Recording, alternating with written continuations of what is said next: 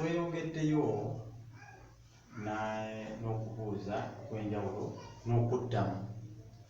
We have to see how to respond, simply of how to respond when you're greeting in Luganda. I am fine, I am okay.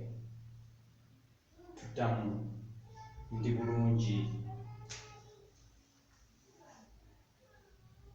Ndi bulungi. I'm okay, ndi bulungi. And you too. Naawe bw'otyo. Naawe bw'otyo. Naawe bw'otyo. And you too. Naawe bw'otyo. Thank you too. Naawe weebale. Naawe weebale. And you too. Naawe weebale. Also, I wish you the best. Nange nkwagaliza.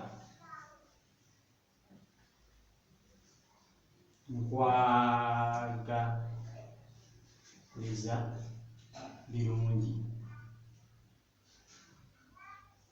Nange nkwagaliza birungi. Kakati waliwo, there is some way of greeting, the traditional way of greeting when you have spent long without seeing someone. You can say eradde sebo, eradde nyabo. When you're talking to a man, sebo. When you're talking to a woman, nyabo. Eradde nyabo. Eradde nyabo. Eradde sebo. Nyabo means a lady. Sebo means a man. Eradde nyabo, eradde sebo. Then you happen to respond if someone has done it. Ma'am, muliyo mutya? That is a single person. Again, you can respond, bali batya, because you're asking them, how are they? How are they? Bali batya. Bali batya eyo. Bali batya eno. Eyo, there, that side. Eno, this side. How are they this side? That is the culture. But it needs some time to cram it, and it is quite complicated. It is necessary to be understood when you have spoken Luganda for quite long. So when you are beginning, you can leave this kind of greeting for the moment, but at least you get some clue about it. Mubeere bulungi. There you are wishing them to be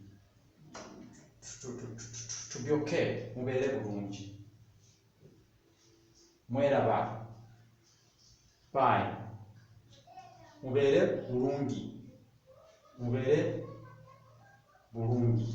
Kuna goodbye. Mweraba, mubeere bulungi. That is how you say goodbye.